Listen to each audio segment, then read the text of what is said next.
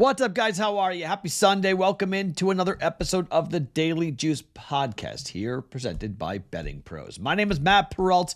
This podcast being sponsored by our friends at DraftKings. More on them here in just 1 second, but not a good Saturday. But hopefully you guys took my advice and you did some hedging on the parlay because it played out exactly how I thought it might.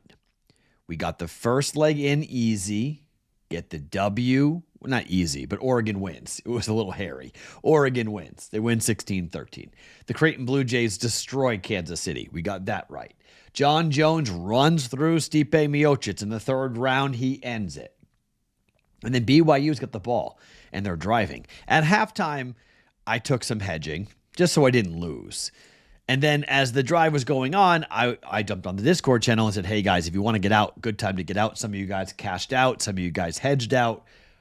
Hopefully you did, because BYU lost on a last-second fourth down play that fell 2 yards short, and the BYU luck ran out because they lost because the gunner didn't see the ball being pooch kicked by the quarterback, which hit his head, which turned into an easy touchdown for KU, and it's how they won the football game.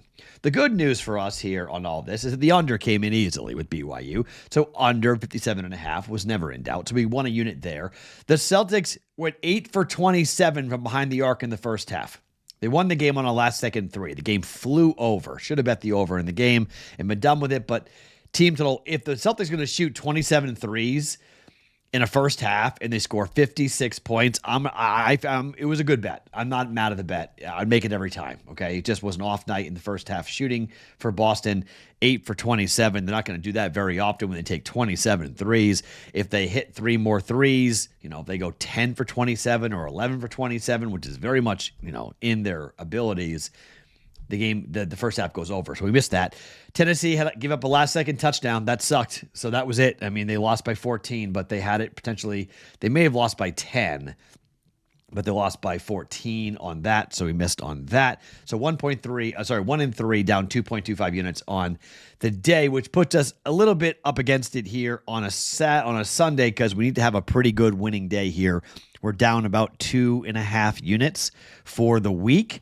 So if we're going to have a winning week, we need to have a really, 3 or 4 unit day here today. So I got 4 plays for us here on this podcast, on the Daily Juice. I've got 4 player props to give you on the live stream coming up with myself and Andrew Erickson. That will be at noon Eastern time, 9 Pacific time on the BettingPros YouTube channel. Hope to see all you guys there coming over. We'll break down every game on Sunday, give you picks, plays, and thoughts, then prop bets and other things we're doing coming up here for today. A lot of big games. Just going to tell you right now, I'm not making it official, but I think you kind of have to bet either the Chiefs plus 2.5 or tease the Chiefs up to 8.5. It's just until Mahomes goes away from the 12-1-1 mark, everyone's on the Bills.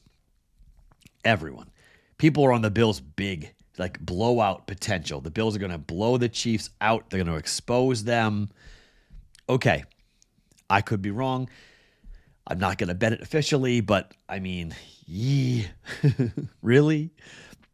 It's just one of those things. If I start betting on the Chiefs, maybe it is time to start fading them. So I don't know, but I think it's one of those general principle plays, as my co-host of my other show calls it, GPP. Just take the Chiefs at plus 2.5. Why? Because Mahomes is 12-1-1 as a dog in the NFL.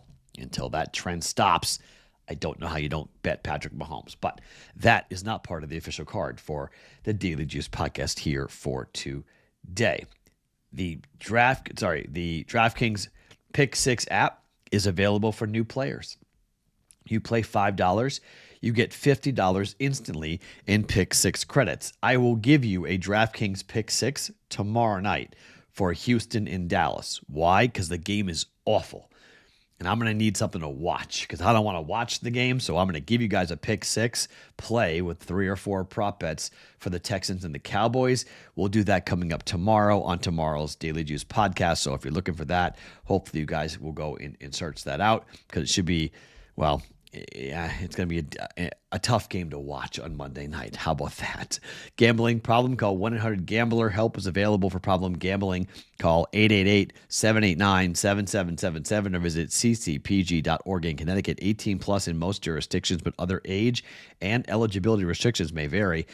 Valid only in jurisdictions where DraftKings Pick 6 operates. Pick 6 not available everywhere, including but not limited to New York and California, Ontario as well. Void where prohibited. One new Pick 6 customer, $5 each to $50 in non-withdrawable Pick 6 credits. Expires in 30 days. For terms, go to pick6.draftkings.com/promos. Okay, let's start here with the Colts and their game against the Jets. The Jets are at home. That's a bad thing. The Jets at home are 2-2, ATS 1-5 on the road, coming off a horrible loss against Arizona. The Jets have lost to Denver, Minnesota, Buffalo, Pittsburgh, New England. They somehow beat the Texans, but then lost to Arizona. What are they playing for? They are dead. Their season's over. Indy is trying to break in a quarterback. Indy is trying to see what Anthony Richardson's all about. This number being 4 is tasty for the Colts. They are 6-1 ATS against the AFC. They are 7-3 ATS overall. They are 3-2 on the road, and they've lost 3 straight games: Buffalo, Minnesota, and the Houston Texans. But against Tennessee, they were 2-point dogs, and they won by 3. Against Jacksonville, they were 3.5-point dogs, and they lost by 3. The Jets are not a good football team, and they're not. You can't lay points with the Jets again this season. This is just a principle. Take the Colts, even with Richardson. Take this defense, which has played really well or somewhat well at times this season, to make life a little difficult on Aaron Rodgers and company. The Jets are only scoring 17.7 points per game. The Colts are giving up about 22 points per game. Colts are scoring about 20.8 points per game, and this vaunted Jets defense has given up 21.4 points per game. I mean, you can run on these guys a touch with 4.3 yards a rush. You can pass on these guys a touch at 6.8, 6.8 yards, kind of middle of the pack on everything, but the offense just isn't something to be afraid of right now. 4 yards per rush for the Jets is 23rd in the NFL. 6.4 yards per pass play is 23rd best in the NFL. Aaron Rodgers, whether he has Devontae Adams or not, it doesn't matter. Give me the points. 3-point game one way or the other. Indianapolis +4 for 1.1 units. To the late slate, we will go to Atlanta at Denver. The number is 2. Atlanta 5-5 ATS this season. Denver 7-3 this year ATS. They are 3-3 against the AFC, 5-3 against the NFC for Atlanta, but this is a cross-conference matchup. At home this year, Denver is 2-2, coming off that ridiculous game against the Chiefs where they should have won. I think the Broncos are going to be salty in this game. You have Atlanta, dome team, outside, at altitude, in the cold of Denver in the middle of November. This is bad. Back-to-back road games as well. This is kind of a common theme to fade a team on back-to-back road weeks. They lost to New Orleans by 3, laying 3.5 last week on the road. The Saints aren't very good. Broncos defense has been tremendous. Broncos have covered 3 of the last 4 games. At home against Carolina, they won by 14. It's 13.5-point favorites. They lost to the Chargers as 3-point dogs by 7, but they beat Vegas as 3-point favorites by 16 in their last 3 home games. So they're 2-1 ATS over their last 3 home games. I think Bo Nix is really being coached well here. Outdoor team, dome team against a dome team on a back-to-back road. Give me the points or lay the points. Denver -2 for 1.1 units. Now, let's talk about the Ravens and the Steelers. You guys are going to hate this bet. Most people are going to hate this bet. I have no logic to make this play. This is just a gut play. Fade this. Baltimore in Pittsburgh under 48.5. Why? There are no reasons why. None. I can't give you anything except 48.5 for the Ravens and the Steelers is ridiculous. It's the same reason why I bet BYU under last night. Because number's too high. Number's too high. 48.5 for the Steelers and the Ravens. Ravens are 9-1 to the over this year. They're 5-0 to the over on the road. They're 6-1 to the over against the AFC. Pittsburgh is 5-4 to the over on the year. They're 2-2 to the over at home. They've covered 4 consecutive games to the over. Vegas, Jets, Giants, Commanders all have gone over by 8, 11.5, 6.5, and 9.5. 48.5 is the highest total of any game involving the Steelers so far this year, and that's because the Ravens secondary is absolutely trash. I mean, you can't run on on Baltimore. Can't run on them, okay? They've got top 5 run defense in every category. But you can throw all over them.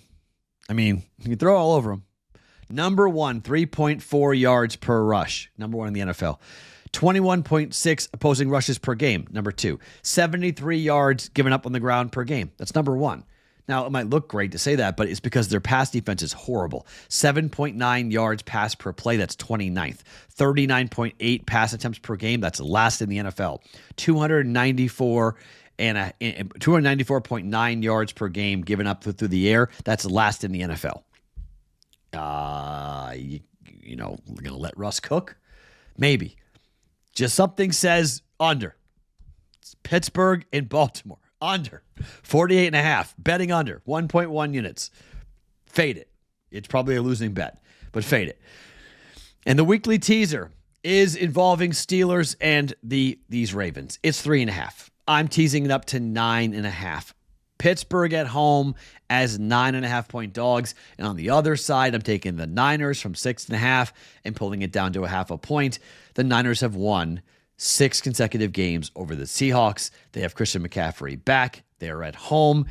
Enough said. I don't think I got to go too far into this with San Francisco, who have been really good. And look, they may cover the point spread at home, but getting Christian McCaffrey back, they've got back-to-back wins here. Beating Dallas and then beating Tampa. They didn't cover against Tampa, but they won the game. We just need them to win the game. Forget covering, just win. Seattle is 1-1-1 on the road this year. ATS, they're 2-6-1 ATS overall. Things have not gone great against the NFC. They're 1-4 against the NFC, and they're 0-2 ATS against the division. But I'm going to pull it from 6.5 down to just 0.5 point. San Francisco, 0.5 point coming in here with that. All right, so our plays for Sunday. Broncos -2 for 1.1 units. Colts +4 for 1.1 units. Ravens Steelers under 48.5 for 1.1 units. And the teaser is Steelers up to 9.5. Niners down to -0.5 point. Basically money line for the Niners to win and beat Seattle for 1.2 units. Prop bets will come at you later on today. Myself and Andrew Erickson, noon Eastern, 9 a.m. Pacific time on the Betting Pros YouTube channel. More picks and thoughts and plays coming at you later on today. My name is Matt Peralt. Follow me across all socials at Sports Talk Matt. It is the Daily Juice podcast every morning, presented by DraftKings.